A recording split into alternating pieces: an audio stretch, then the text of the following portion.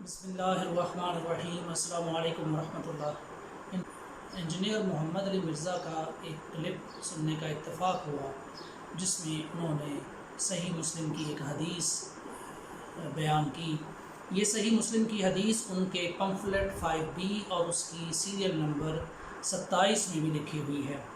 صحیح مسلم اس کا نمبر ہے 6409۔ اچھا، اس مسلم شریف کی حدیث میں آتا ہے نہ مسلمان میرے پاس بیٹھتے ہیں نہ میری اچھی نظر سے مجھے دیکھتے ہیں، تو یا رسول اللہ علیہ وسلم میری کچھ خواہشات ہیں اگر آپ پوری کر دیں۔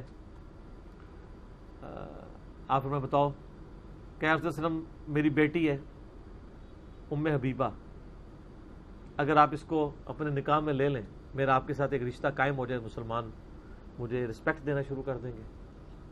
اور یہ میرا بیٹا ہے معاویہ، اس کو آپ اپنا نائب منشی رکھ لیں، یہ کاتب ہے، آپ کے لیے خط و کتابت کر دیا کرے گا۔ تو آپ فرمایا ٹھیک ہے، نعم، مختصر جواب دیا۔ اور تیسرا، مجھے کسی جہادی لشکر میں بھیج دیں کہ پہلے تو میں اسلام کے خلاف لڑتا رہا، میں اسلام کے لیے بھی لڑ لوں۔ آپ فرمایا اچھا۔ یہ حدیث ختم نہیں ہوتی، وہ راوی کہتا ہے حدیث کا، ابو زمائل ابن عباس کا شاگرد، وہ کہتا ہے کہ نبی علیہ السلام کی عادت تھی کہ آپ نہ نہیں کسی کو کیا کرتے تھے۔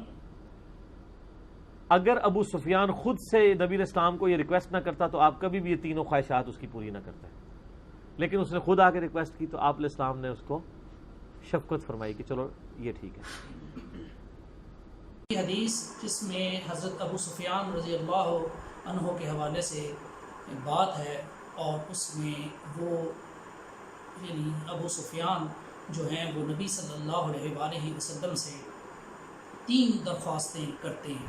یہ حدیث صحیح مسلم کی ہے۔ یہ اگر آپ احادیث کی دوسری کتابیں دیکھیں تو ان میں یہ بات بالکل کلیئر ہے، اور تاریخ میں بھی یہ بات بالکل کلیئر ہے کہ حضرت ام حبیبہ رضی اللہ تعالی عنہا کا جو نکاح ہے وہ حبشہ کے دوران نبی صلی اللہ علیہ وآلہ وسلم کے ساتھ ہوا تھا۔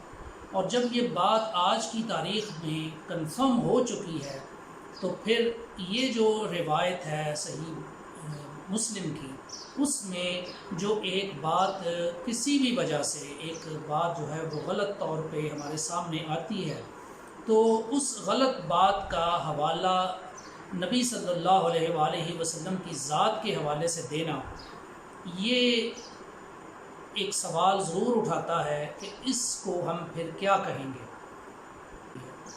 تو جب یہ بات دوسرے سورسز سے ہمیں پتہ چل جاتی ہے اور کنفرم ہوتی ہے، اور انجینئر محمد علی مرزا بھی اس کو یقیناً اچھے طریقے سے اچھی طرح سے جانتے ہوں گے کہ یہ بات صحیح نہیں ہے، تو پھر اس کا حوالہ نبی صلی اللہ علیہ وآلہ وسلم کی ذات کے ساتھ دینا اور ان سے اس کو کوٹ کرنا، یہ میرے لیے تو ایک بہت اہم بات ہے۔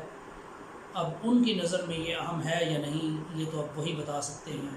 یہ آپ لوگ ویڈیو سننے والے یہ فیصلہ کریں کہ یہ بات پھر کیا معنی رکھتی ہے۔